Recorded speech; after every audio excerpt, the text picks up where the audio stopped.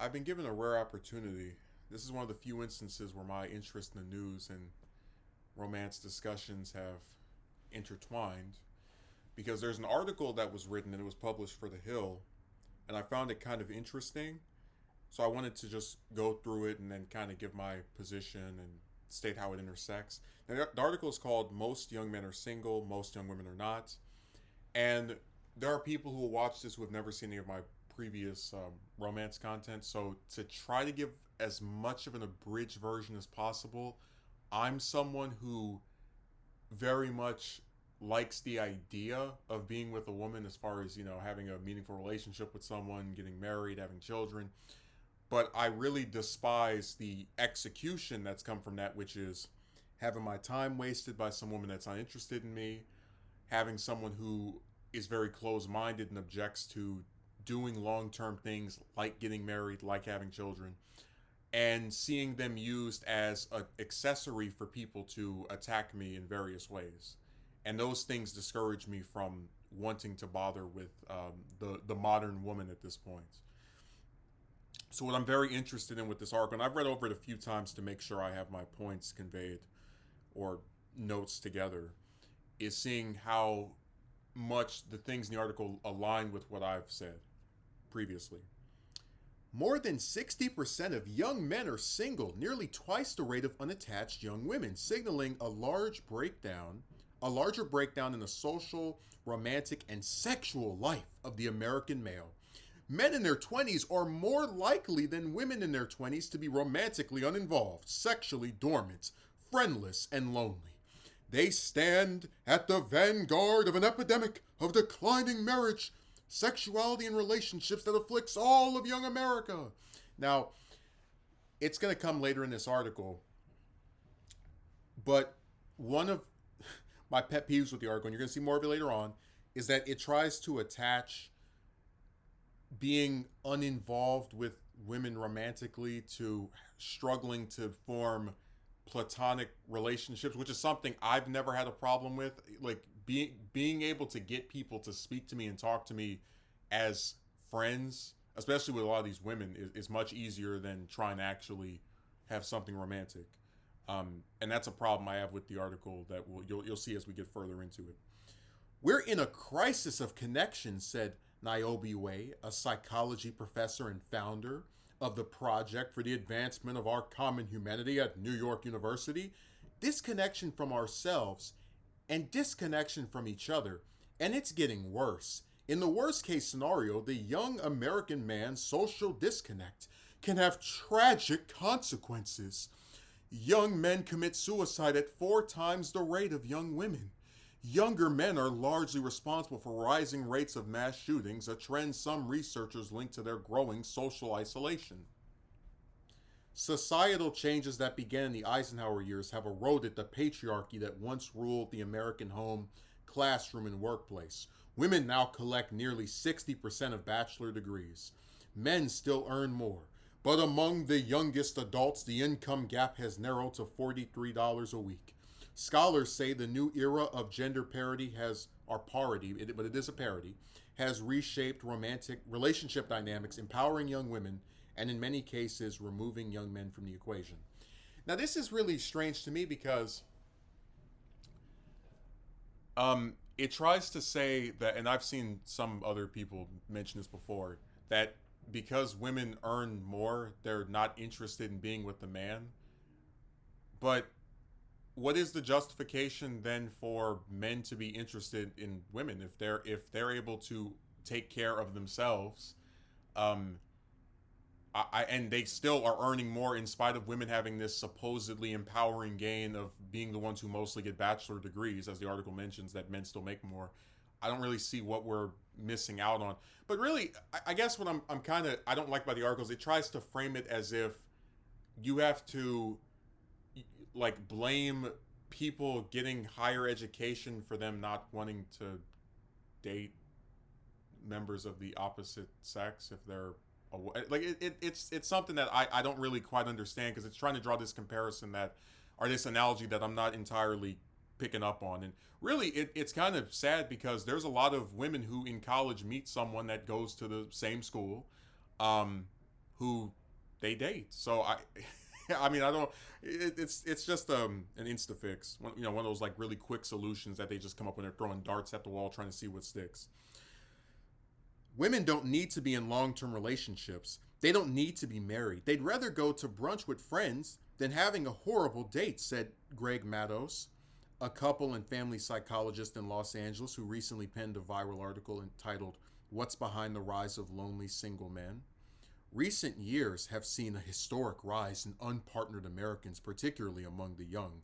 The pandemic made things worse. Now, before we go any further, I want you to think about this. This article is trying to make the case that in noticing the rise of men who don't have a partner, there's something wrong with that, right? Like that's a thing that, because the article's later on going to mention how having friends is this necessity, right? That people need to have these connections, and because it's mentioning, oh, men commit suicide at 4 times the rate of women that are the same age as them, even though we know people in general do not care about men. But what's funny is that the article tries to really subconsciously, or I guess in a not so heavy-handed way, say that you need to have relationships with people if you're a man to, not go down this isolated, desperate path that may lead to suicide or, violence or whatever. But then you have this family psychologist who says women don't need to be in long-term relationships. They don't need to be married. Well, hell, I could say the same thing about men, because they were talking about how in prior eras ahead before the Eisenhower years, women, look to relationships with men to be able to, be taken care of or whatever. With men, it's the exact opposite. There are plenty of men that get with a woman and she's a gold digger who begs him for money every time he speaks to her, or is just with him because he has some kind of financial thing that she wants or status related thing. So women don't need to be in long-term relationships or married, but men do. It's weird. And again, they're trying to have their cake and eat it both ways, but that's a common trend of the modern era. Also, I'm gonna, before I even read this part, I don't agree that the pandemic made things worse. Things with women were just, in my opinion, already awful. I have stuff dating back to 2015 that shows how garbage the experience of even trying to court one of them was. As of 2022, Pew Research Center found 30% of U.S. adults are neither married, living with a partner, nor engaged in a committed relationship. Nearly half of all young adults are single, 34% of women, and a whopping 63% of men. Not surprisingly, the decline in relationships marches astride with a decline in sex. The share of sexually active Americans stands at a 30-year low. Around 30% of young men reported in 2019 they had no sex in the past year, compared to about 20% of young women. One half of single men are only half of single men are actively seeking relationships or even casual dates, according to Pew. That figure is declining. And I'll tell you why it's declining. Because men are recognizing, and this is something the article is not going to point out because it doesn't want to, strike out against its feminist roots. There's no point in asking out a woman who's talking to 5, 10, 15, 20, 30, 40 other guys. There's no point in talking to a woman who is never going to do what you want her to do, whether it's a date, whether it's try to have some long-term thing. I've talked before about the friend zone, but really a lot of men are picking up on the fact that you can go out and give it your all with regard to trying to court some woman and speaking to her. And when you don't get the result that you wanted, not only are you going to be attacked by people who weren't even there, so they shouldn't even be speaking about what happened for your perceived lack of something, but you're also not going to get what you want. So it's a thing where there's pretty much, and I hate to refer to it as a game because people try to call it a game, but there's no reward for this. So I'm not surprised that number is declining. And let me also just start this other part. You have to think that the pandemic had an impact on some of those numbers, said Fred Rabinowitz, a psychiatrist and professor at the University of Redlands who studies masculinity. Young men are watching a lot of social media. They're watching a lot of porn, And I think they're getting a lot of their needs met without having to go out. And I think that's starting to be a habit. Even seasoned researchers struggle to fully account for the relationship gap between young women and men.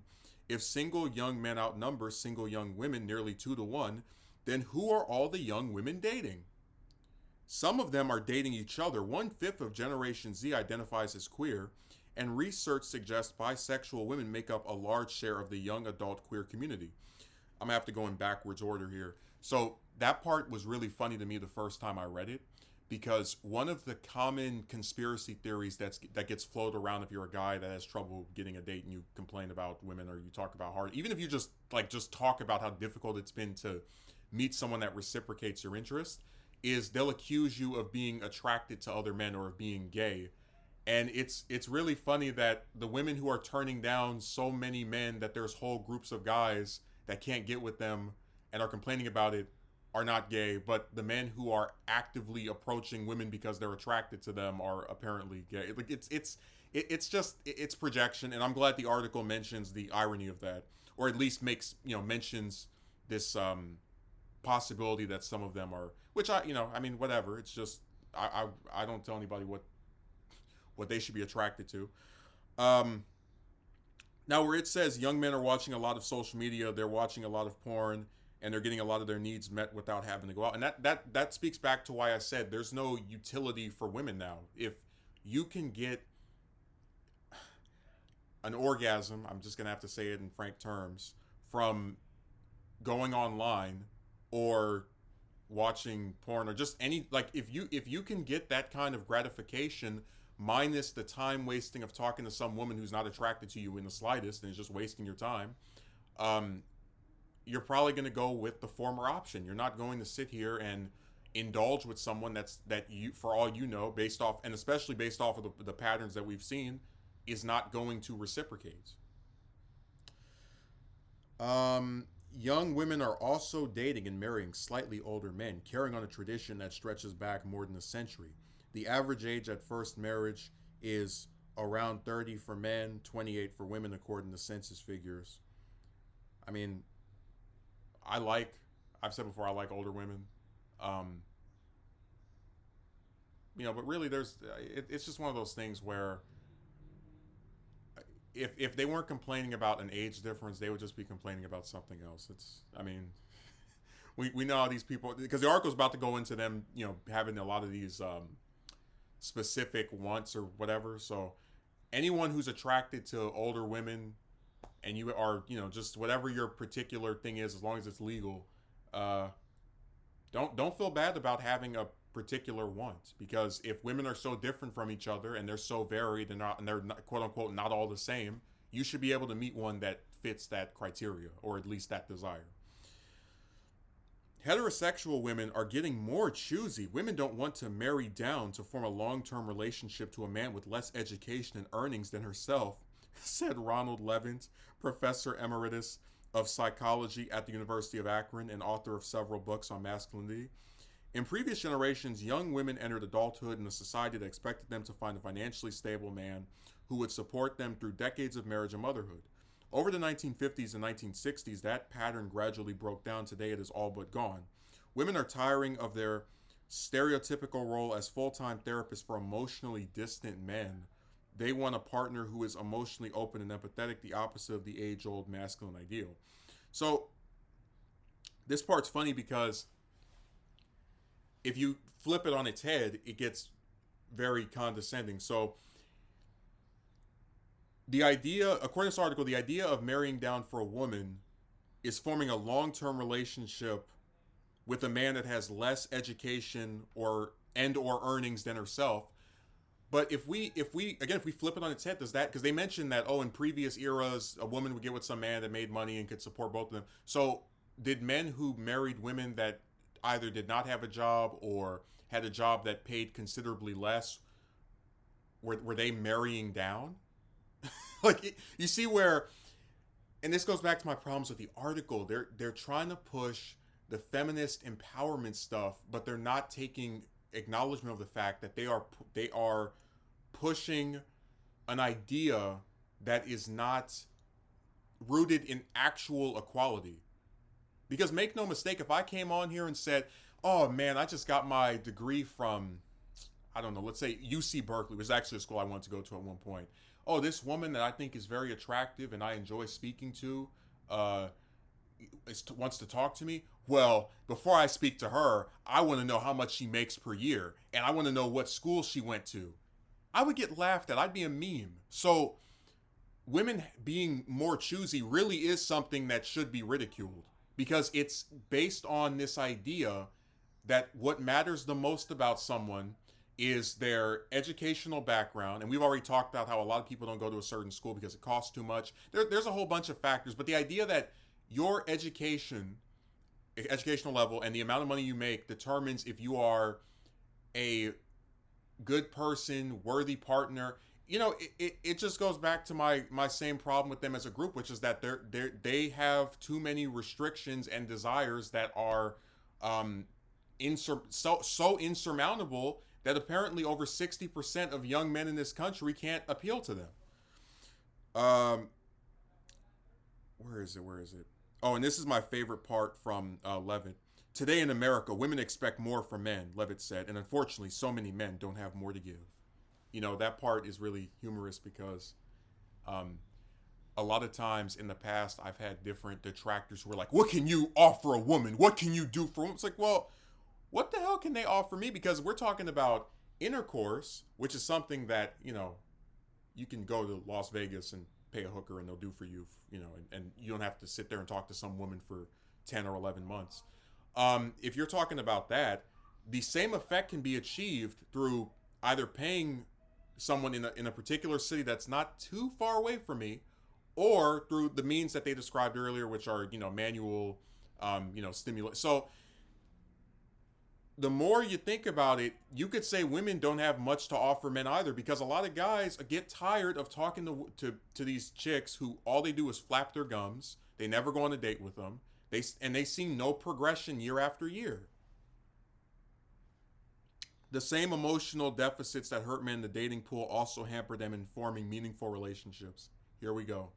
15% of men report having no close friendships, a five-fold increase from 1990, according to research by the Survey Center on American Life. Men are less naturally relational than women, said Richard Reeves, a senior fellow at the Brookings Institution, whose new book, Of Boys and Men, has drawn wide praise.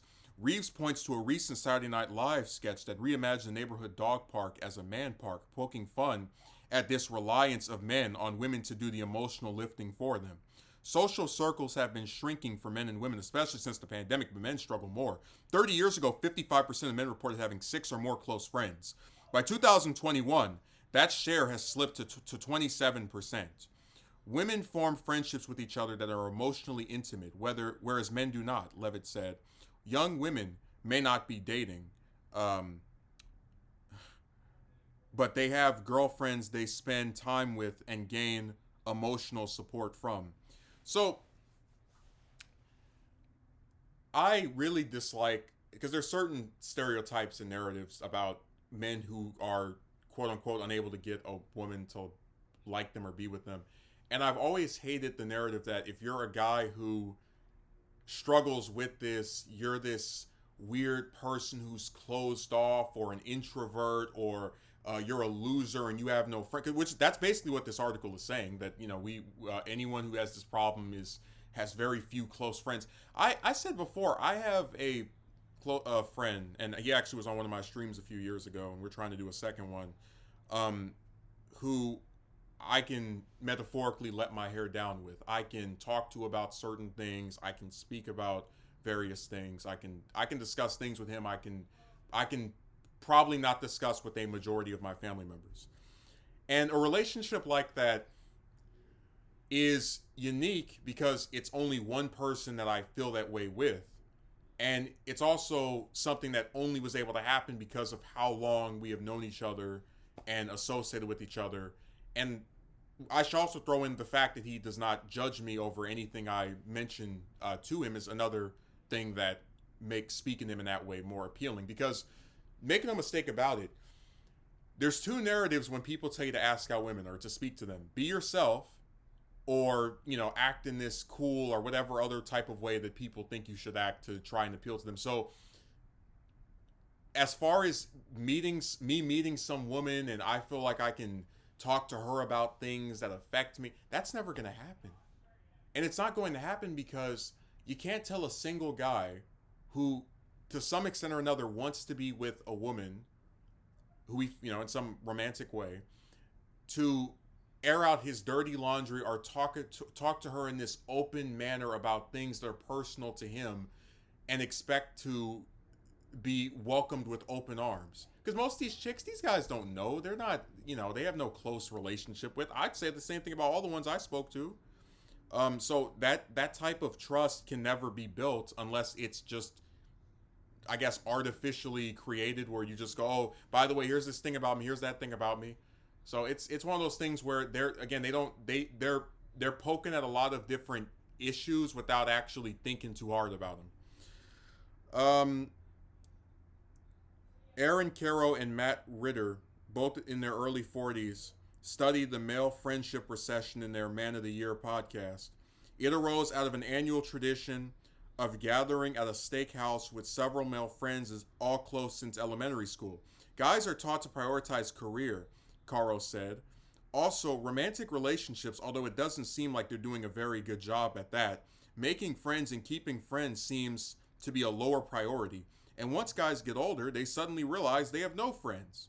The podcasters and their friends created the annual gathering as a way to keep their friendship alive. It spawned a year-round group chat and a Man of the Year trophy award to the most deserving friend at the annual dinner. We treat friendship as a luxury, especially among men, Ritter said. It's a necessity. Now, I've talked before about how you have friends who, again, provide emotional support. You have friends that do certain things that others don't.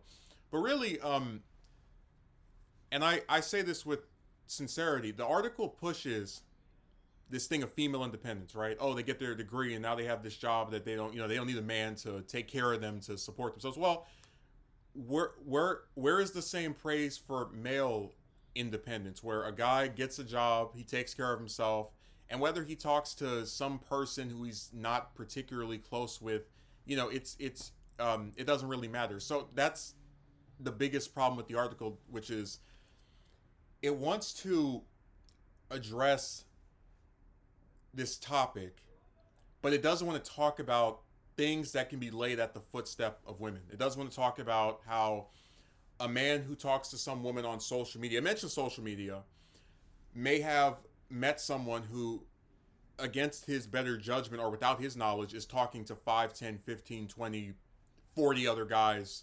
And a big part of why he's not able to attract her is because there's so much damn competition. Whereas if some guy who's just walking around gets asked out by which once every blue moon gets asked out by a woman, she's more likely to stand out because no one ever asked him out. It's just a really unfortunate situation because, again, like, there's some stuff in this article that I think is worth discussing. Men having less close friends, even though I do think a lot of that just comes down to people being snakes. Like I've said before, whereas I've been like rejected by women over and over again, I've rejected multiple people who are trying to like be friends with me, usually because they did something that upset me and I just wasn't interested. So it's the total opposite. In that regard, I would rather just have one close friend that I know isn't going to stab me in the back, and that's much more fulfilling than having 5 or 6 who are lesser and all do the same thing.